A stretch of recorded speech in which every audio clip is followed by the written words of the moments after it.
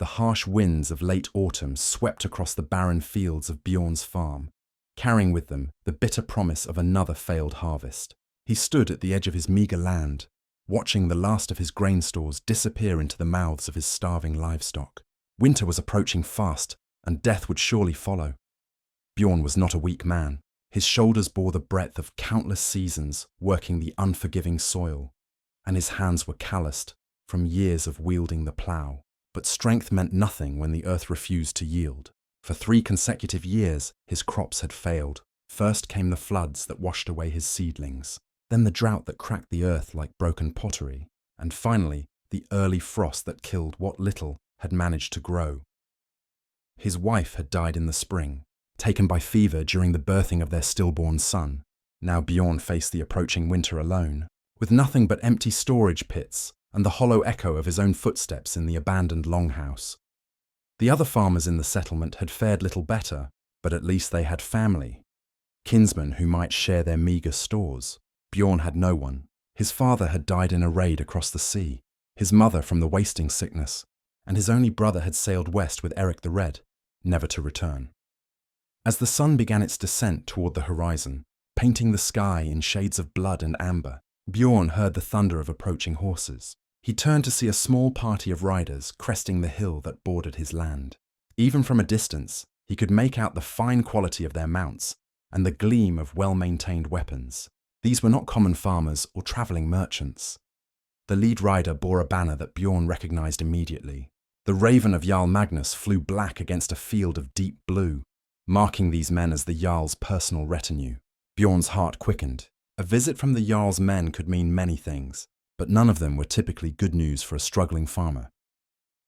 The riders approached at a steady pace, their horses' hooves drumming against the hard-packed earth. The leader, a grizzled man with silver threading through his braided beard, raised his hand in greeting as they drew near. Bjorn recognized him as Olaf the Grey, the Jarl's most trusted advisor and negotiator. "Bjorn Eriksson," Olaf called out as he brought his mount to a halt mere paces away. "I bring word from Jarl Magnus." Bjorn straightened, adopting the respectful posture expected when addressing representatives of his lord. "I greet you, Olaf the Grey. How may I serve the Jarl?" The older man's weathered face remained impassive as he dismounted, his companions following suit. "Walk with me," Olaf said, gesturing toward the empty fields. "We have matters to discuss that require privacy." They walked in silence for several minutes, their boots crunching against the frost-covered stubble of failed crops. Finally, when they were well out of earshot of the other riders, Olaf stopped and turned to face Bjorn directly. "The Jarl knows of your circumstances," he began without preamble. "Word has reached him of your losses, your debts, and your situation." Bjorn felt heat rise in his cheeks despite the cold air. It was shameful enough to face starvation, but to have his failures become a matter of discussion in the Jarl's hall was almost unbearable. "I have asked nothing of the Jarl," he said quietly. "No, you have not," Olaf agreed. "But the Jarl has need of you nonetheless." This surprised Bjorn. What could a powerful leader want with a failed farmer? "I do not understand." Olaf studied him for a long moment, as if weighing how much to reveal. "The Jarl has a daughter," he said finally. "Astrid. She is difficult, 19 winters old and still unwed. She has refused every suitor who has asked for her hand, driven off others with her sharp tongue and sharper wit. The Jarl grows concerned." Bjorn remained silent, sensing there was more to come. "She needs a husband," Olaf continued. "Someone who will not be easily intimidated by her ways. Someone who has faced hardship and survived. Someone who has nothing left to lose." The implication hit Bjorn like a physical blow. "You want me to marry the Jarl's daughter?" "The Jarl offers a bargain," Olaf said. "Take his daughter as your wife, and he will provide grain enough to see you through the winter and seed for next spring's planting. Refuse and face whatever fate awaits you when the snows come." Bjorn stared across his barren fields, his mind reeling. Marriage to a Jarl's daughter would elevate his status considerably, but it would also bring expectations and responsibilities he had never imagined. And if this Astrid was as difficult as Olaf suggested, he might be trading one form of hardship for another. "What does the lady think of this arrangement?" he asked. Olaf's expression darkened slightly. "She will comply with her father's wishes. Eventually." The way he said it sent a chill down Bjorn's spine that had nothing to do with the autumn wind. 3 days later, Bjorn found himself standing before the massive oak doors of Jarl Magnus's great hall. The structure dominated the settlement like a sleeping giant, its timber walls rising high into the grey sky. Carved dragon heads adorned the roof peaks, their wooden eyes seeming to watch his approach with ancient wisdom. The hall could easily house 50 men, a testament to the Jarl's power and wealth. Bjorn had spent those 3 days preparing himself as best he could. He had traded his last good knife for a clean tunic and leg wrappings, borrowed a decent cloak from his neighbour, and even managed to trim his beard to a more respectable length. Still, he knew he looked like what he was, a poor farmer about to enter the domain of nobility. The guards at the entrance recognized him from Olaf's description and waved him through without challenge. Inside, the hall buzzed with activity. Servants hurried back and forth, preparing for the evening meal. The long tables were already being set with wooden bowls and horn drinking cups. Tapestries depicting great battles and legendary heroes hung from the walls, their colours rich even in the dim light filtering through the smoke hole above. At the far end of the hall, elevated on a wooden platform, sat the high table where the Jarl and his family took their meals. It was there that Bjorn first laid eyes on Astrid. She was nothing like he had expected. The stories told of difficult daughters usually described plain, bitter women, whose harsh personalities matched their unfortunate appearance. Astrid was beautiful in the way that mountain streams were beautiful, clear, cold, and potentially dangerous. Her hair fell in golden waves past her shoulders, braided with small silver rings that caught the firelight. Her dress was fine wool dyed the deep blue of summer skies, with intricate embroidery at the neck and sleeves that spoke of countless hours of skilled needlework. But it was her eyes that captured Bjorn's attention and held it. They were the colour of winter ice, pale blue and utterly unforgiving. As their gazes met across the length of the hall, he saw no warmth, no curiosity, no feminine modesty. What he saw was calculation, assessment, and something that might have been contempt. Jarl Magnus rose from his ornate chair as Bjorn approached. The ruler was a man in his middle years, his brown beard streaked with grey, and his frame still powerful despite his age. He wore a red woolen cloak fastened with a silver brooch shaped like Thor's hammer, and gold arm rings encircled his thick wrists. Everything about him spoke of authority and prosperity. "Bjorn Eriksson," the Jarl's voice boomed across the platform. "Welcome to my hall." Bjorn bowed deeply, as was proper. "I am honoured by your invitation, my lord. Come sit with us. We have much to discuss." A place had been prepared for him at the high table, though notably at the far end from where Astrid sat beside her father. As Bjorn took his seat, servants appeared with platters of roasted meat, fresh bread and ale that was far superior to anything he had tasted in months. His stomach growled audibly, and he had to resist the urge to fall upon the food like a starving wolf. Throughout the meal, Jarl Magnus spoke of many things: the upcoming winter, news from neighbouring settlements, plans for spring raids across the sea. Astrid remained silent, picking at her food with apparent disinterest. Occasionally, Bjorn caught her watching him, but whenever their eyes met, she looked away with what seemed like disdain. Finally, when the meal was finished and the hall had begun to empty, the Jarl leaned forward and addressed the matter at hand. "I have spoken with my daughter about the arrangement," he said, his voice carrying easily in the quieter hall. "She understands her duty." Bjorn glanced toward Astrid, hoping for some sign of her feelings about the matter. Her expression remained as cold and unreadable as carved stone. "With respect, my lord," Bjorn said carefully, "perhaps it would be wise for your daughter and me to speak privately before any final decisions are made." The Jarl's eyebrows rose slightly, as if surprised by this suggestion. "You wish to court her properly? That is unusual, given the circumstances. I believe all marriages benefit from some understanding between the partners, regardless of how they are arranged." Astrid spoke for the first time since Bjorn had entered the hall. Her voice was clear and melodious, but edged with something sharp. How thoughtful. The poor farmer wishes to pretend this is a love match rather than what it truly is. A business transaction. The bluntness of her words struck the table like a physical blow. Even the Jarl looked slightly taken aback by his daughter's directness. "Astrid," he said in a warning tone. She turned those ice-blue eyes on her father.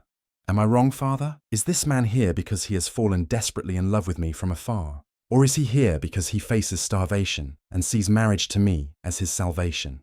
Bjorn felt heat rise in his face, but he forced himself to remain calm. "You speak truly, my lady. I will not insult you with false declarations of love. But neither will I pretend that marriage is only about grain stores and political alliances. A man and woman who must share a home and a bed deserve honesty between them, if nothing else." Something flickered in Astrid's eyes. Surprise, perhaps, or approval. It was gone so quickly he might have imagined it. "At least you do not lie to me," she said. "That is something, I suppose." Jarl Magnus cleared his throat. "Then it is settled. The wedding will take place in 1 week's time. That will give us time to prepare a proper feast, and for you, Bjorn, to make arrangements for your new bride."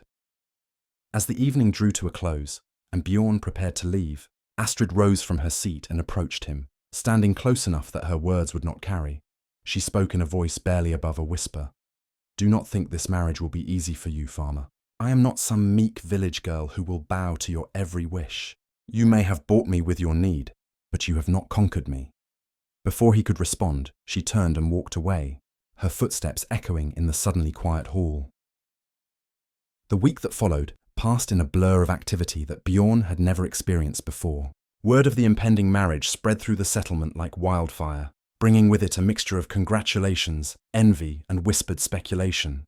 Some men slapped his back and called him lucky, while others shook their heads and muttered about the dangers of marrying above one's station. Bjorn's modest farm became a constant stream of visitors. His neighbour, Eric the blacksmith, arrived with tools to help repair the longhouse that would soon shelter a Jarl's daughter.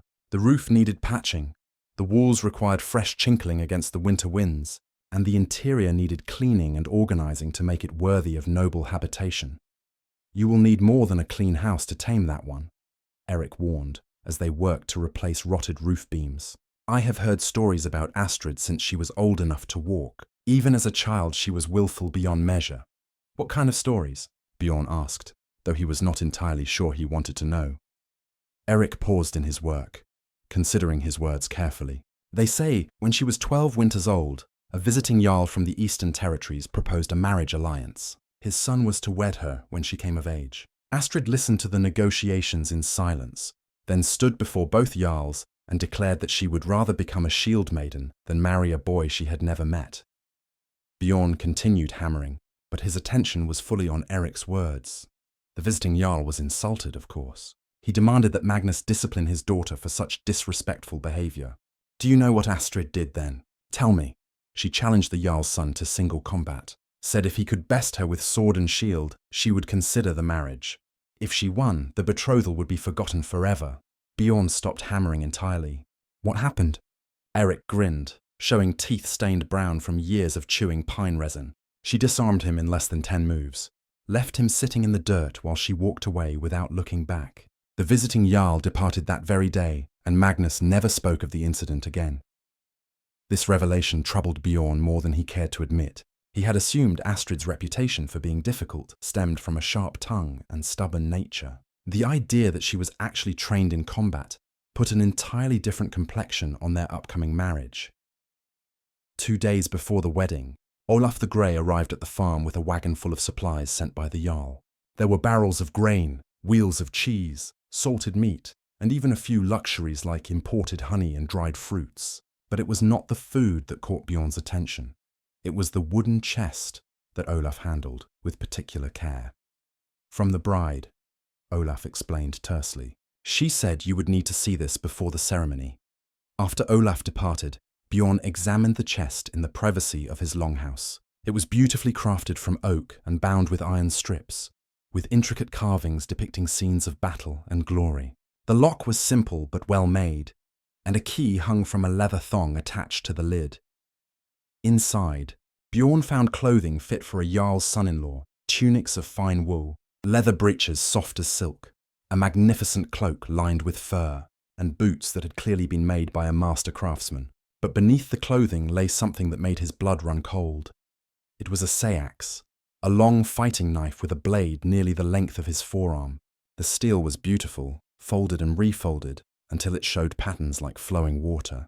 The handle was carved bone, wrapped in leather for a secure grip. This was no decorative piece or eating knife.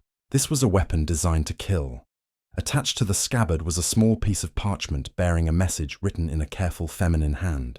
Every warrior should know the quality of their opponent's blade. Sleep well, husband-to-be. Bjorn sat back on his heels, the weapon heavy in his hands. Was this a threat, a warning, or perhaps some strange form of courtship ritual among the nobility that he did not understand? He had heard that wealthy families sometimes exchanged weapons as wedding gifts, but those were typically ceremonial pieces meant to hang on walls and impress visitors. This blade had been used. He could tell from the microscopic nicks along the edge, the way the leather grip had been shaped by countless hours of practice, the slight discoloration on the steel that spoke of blood, cleaned away, but not forgotten. That evening, as Bjorn lay in his bed staring at the ceiling, he tried to make sense of his situation. In 2 days, he would marry a woman who was beautiful, intelligent, wealthy, and apparently dangerous. She had made it clear that she viewed their union as nothing more than a business arrangement forced upon her by her father's will. Now she had sent him a weapon along with what could only be interpreted as a challenge. He thought about Eric's story of her defeating the visiting Jarl's son in combat. He considered her cold assessment of him during their first meeting. He remembered her warning that marriage to her would not be easy. For the first time since agreeing to this arrangement, Bjorn began to wonder if starvation might have been preferable to whatever fate awaited him in the marriage bed. Outside, the wind howled through the trees, carrying with it the first flakes of early snow. Winter was coming, and with it, a wedding that suddenly seemed less like salvation, and more like stepping into a trap whose mechanisms he did not understand. But the grain was already in his storehouse. The repairs to his home were nearly complete, and the entire settlement was preparing to witness his marriage to the Jarl's daughter. There could be no retreat now, even if he had wanted one.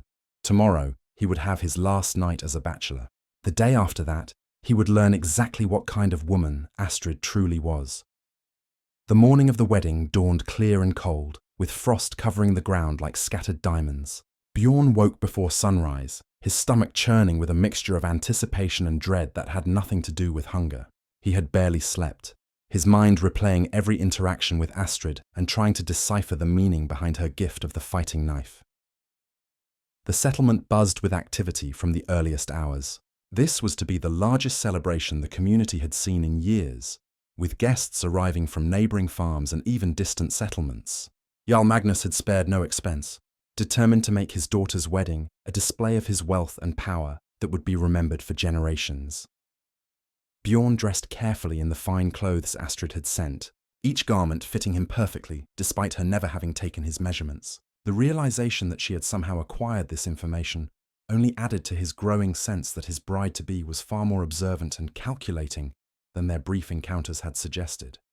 Eric the blacksmith arrived as Bjorn was fastening his new cloak, carrying a drinking horn filled with strong ale. "For courage," he explained with a grin that did not quite reach his eyes.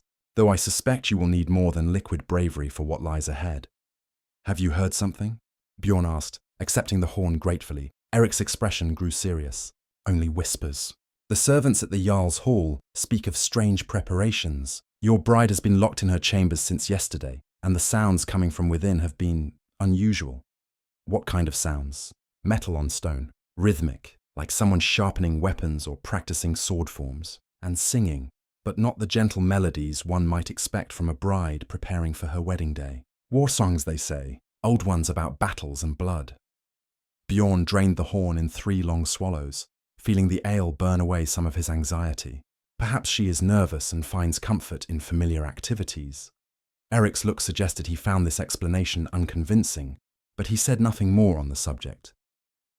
The ceremony was to take place in the Jarl's hall, followed by a feast that would continue well into the night. As the appointed hour approached, Bjorn made his way through the settlement, noting how many people had gathered to witness the event. Some had travelled for days to attend, drawn by curiosity about the unusual marriage between a poor farmer and a Jarl's daughter. The hall had been transformed for the occasion. Evergreen boughs hung from the rafters, their scent mixing with the smoke from numerous torches. The long tables groaned under the weight of food: whole roasted pigs, platters of fish, wheels of cheese, loaves of bread still warm from the ovens, and barrels of ale and mead. At the head of the hall, an ornate chair had been placed beside the Jarl's seat, clearly intended for the bride. Bjorn took his position near the high table, flanked by Eric and several other men from his settlement who had agreed to serve as witnesses. The hall gradually filled with guests, their voices creating a low buzz of conversation and laughter. But as the time for the ceremony arrived, a strange silence began to fall over the crowd. The reason became clear when the great doors, at the far end of the hall, swung open. Astrid entered like a queen preparing for war. She wore a dress of pure white wool that seemed to glow in the torchlight, but it was not the garment that drew every eye in the hall. Over the dress, she wore a byrnie, a shirt of mail that reached to her thighs, its iron rings polished to a mirror shine. Around her waist was buckled a sword belt of fine leather, from which hung a scabbarded blade. Her golden hair had been braided with silver wire and pinned up in an elaborate style that left her neck exposed, revealing a talk of twisted gold that marked her as nobility. But it was her bearing that commanded the most attention. She walked with the measured pace of a warrior approaching battle, her shoulders straight, her chin raised, her ice-blue eyes fixed on Bjorn with an intensity that made his breath catch in his throat. She looked magnificent and terrifying in equal measure. A murmur ran through the crowd as she made her way toward the high table. This was clearly not what anyone had expected from a bride, regardless of her reputation. Even Jarl Magnus appeared taken aback by his daughter's appearance, though he recovered his composure quickly.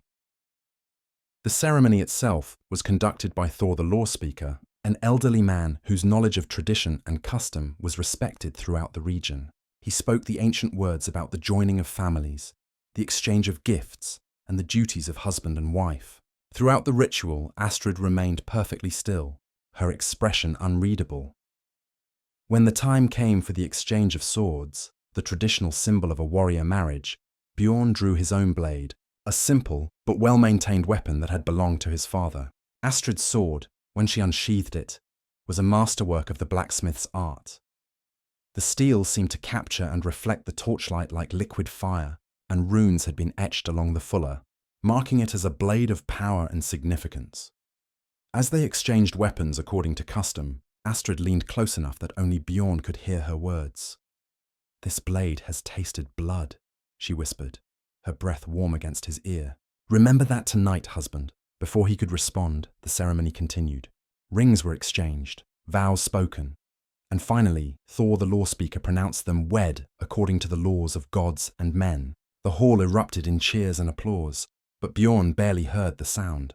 His attention was fixed entirely on his new wife, who had stepped back and was regarding him with something that might have been satisfaction. The feast that followed was a blur of congratulations, toasts, and increasingly ribald jokes about the wedding night to come. Astrid participated in the conversations with apparent good humour, but Bjorn noticed that she ate sparingly and drank even less. She was preparing for something, though he could not guess what. As the evening wore on and the guests grew more intoxicated, the traditional calls for the bedding ceremony began. It was customary for the wedding party to escort the bride and groom to their marriage bed, often with much singing, laughter, and crude commentary. But when several of the more drunken guests moved to lift Astrid from her seat, she raised her hand in a gesture that stopped them cold. "I will escort my husband to our marriage bed myself," she announced, her voice carrying clearly through the hall. "This is a privilege I claim as his wife." The unusual request sparked murmurs of surprise, but no one dared argue with the Jarl's daughter. Astrid rose from her seat, the male byrnie making soft metallic sounds as she moved, and extended her hand to Bjorn. "Come, husband, let us retire to our chamber and discuss the terms of our arrangement." The walk to Bjorn's longhouse felt like the longest journey of his life. Astrid moved beside him in silence, the male byrnie creating a soft metallic whisper with each step. The wedding guests had offered to escort them with torches and songs, but Astrid had declined with such finality that no one dared press the matter. Now they walked alone through the settlement under a canopy of stars, their breath forming small clouds in the cold night air. Bjorn had spent considerable effort preparing his home for this moment. Fresh rushes covered the floor, new furs had been arranged on the sleeping platform, and oil lamps cast a warm glow throughout the interior. He had even managed to acquire some imported wine, thinking it might help ease the tension of their first night together as husband and wife. But as they crossed the threshold and Astrid surveyed the space with those calculating ice-blue eyes, Bjorn realized that no amount of preparation could have readied him for what was about to unfold. "Close the door," Astrid commanded, her voice carrying the same authority he had heard her use with the wedding guests. "Bar it!" Bjorn did as instructed, the heavy wooden beams sliding into place with a solid thunk that seemed to seal them into their own private world. When he turned back, he found Astrid standing in the centre of the room, her hands resting on the hilt of the sword at her waist. "We need to establish certain understandings," she began without preamble. "This marriage may have been my father's idea, but I intend to make the rules by which we live." "I am listening," Bjorn replied, though his mouth had gone dry. Astrid began to pace, her movements precise and controlled, like those of a predator circling prey. "You married me for grain and survival. I understand this, and I do not fault you for it. A man must eat, and winter cares nothing for pride. But do not mistake my acceptance of this arrangement for submission."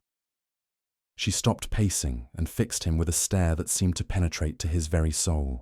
"I am not some village girl who will cook your meals, mend your clothes, and warm your bed without question. I am the daughter of a Jarl, trained in warfare and statecraft. I have refused 17 marriage proposals from men far wealthier and more powerful than you. I agreed to this union for reasons you do not yet understand." Bjorn felt compelled to ask, "What reasons?" A smile played at the corners of Astrid's mouth, but it held no warmth. "Because you are the first man my father has proposed who might actually be worth the effort to train properly." Before Bjorn could ask what she meant by that, Astrid's hand moved to her sword hilt with fluid grace. The blade whispered from its scabbard, the steel catching the lamplight like captured lightning. She held it with the easy familiarity of someone who had spent countless hours learning its weight and balance. "Draw your weapon," she said calmly. Bjorn's heart began to pound. "I do not understand. Why would I draw steel against my wife on our wedding night? Because I wish to know what manner of man I have married. You carry yourself like someone who has held a sword before, but holding and using are different. Things entirely. Draw your blade, husband, or I will consider our marriage contract void and return to my father's hall."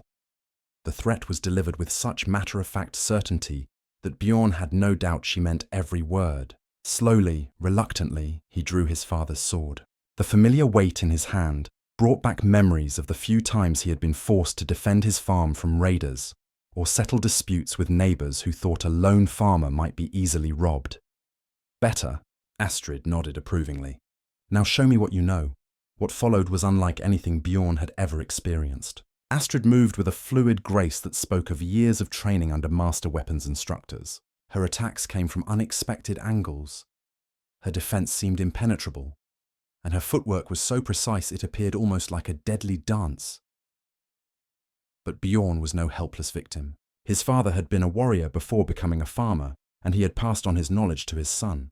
More importantly, Bjorn had learned to fight for survival rather than sport. His moves lacked the refined technique of formal training, but they carried the desperation of a man who knew that defeat meant death.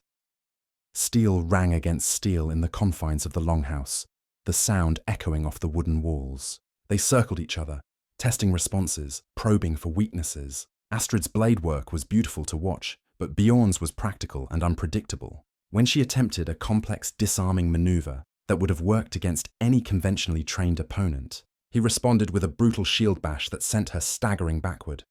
"Interesting," she breathed, recovering her balance with cat-like agility. "You fight like a berserker, but with your mind intact. That is rare." Their duel continued for what felt like hours, but was probably only minutes. Neither sought to seriously harm the other, but both pushed hard enough to gain a true measure of their opponent's skill. Finally, through a combination of luck and determination, Bjorn managed to hook his blade around Astrid's guard and knock her sword from her hands. The weapon clattered across the floor, coming to rest near the sleeping platform. They stood facing each other, both breathing heavily from the exertion.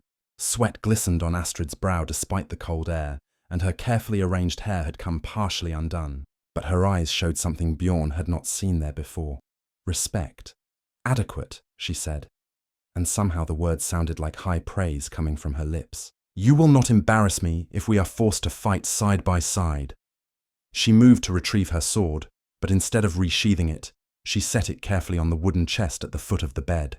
Her hands moved to the fastenings of the mail byrnie, and with practiced efficiency, she began to remove the armor.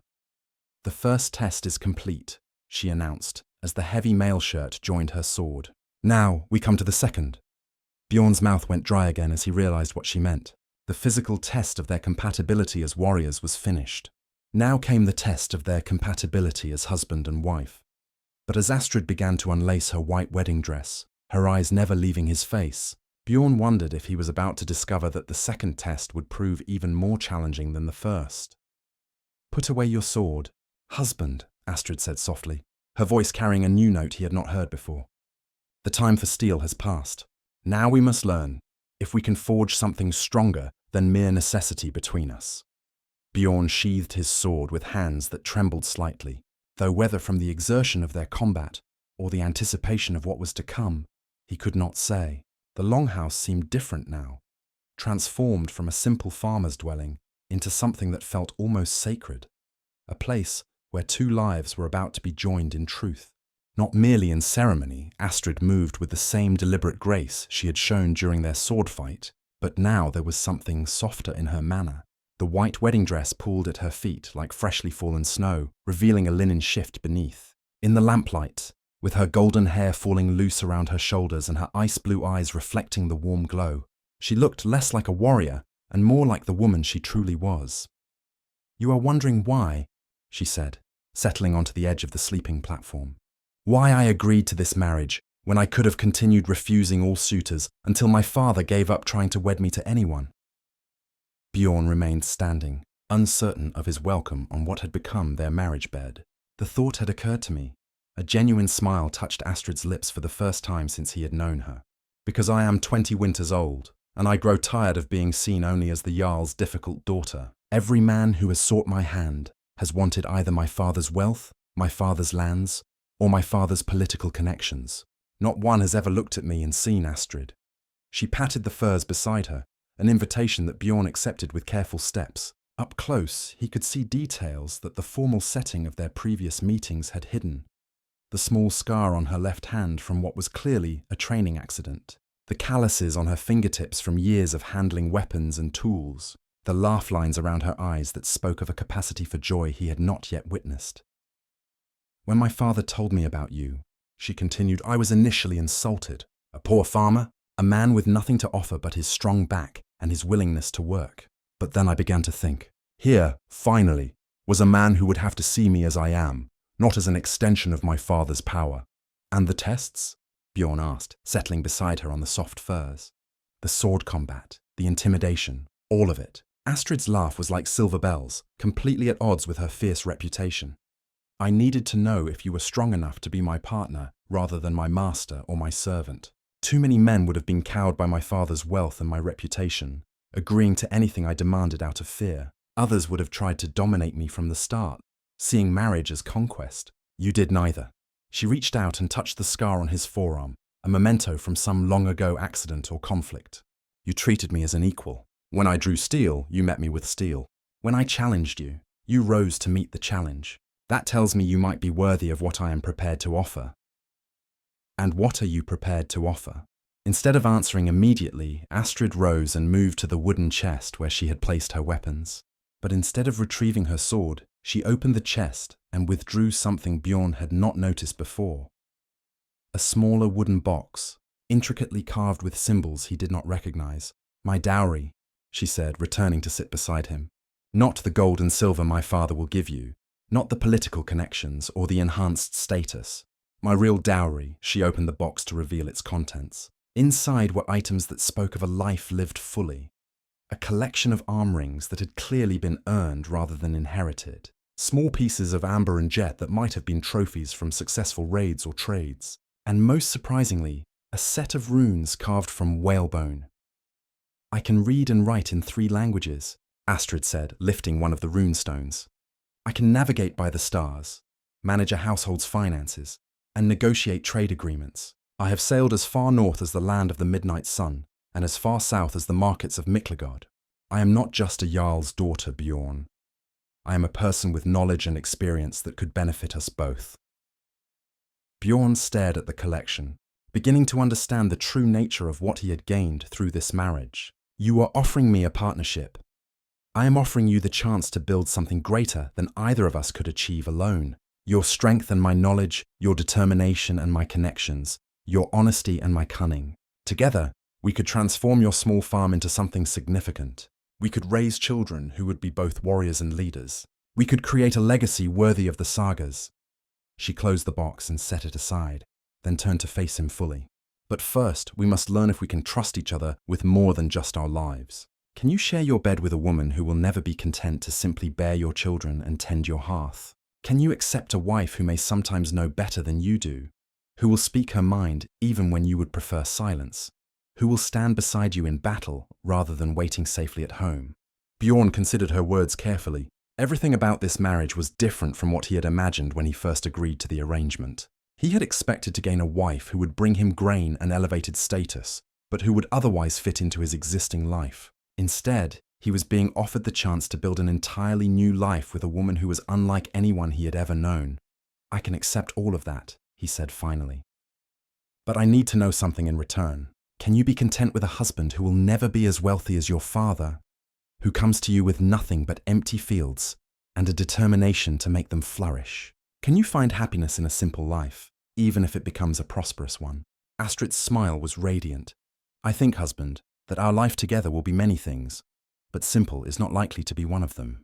She leaned forward and kissed him then, soft and warm and tasting of honey from the wedding feast. When they parted, something fundamental had changed between them. The wariness was not entirely gone. That would take time and proven trust, but it had been replaced by something that might, with patience and care, grow into something much deeper. As the oil lamps burned low and the night settled around their small home, Bjorn and Astrid began the real work of their marriage, learning to know each other not as Jarl's daughter and poor farmer, but as two people who had chosen to forge their futures together. Outside, the wind carried the promise of winter, but inside the longhouse, warmth bloomed between them like the first hint of spring.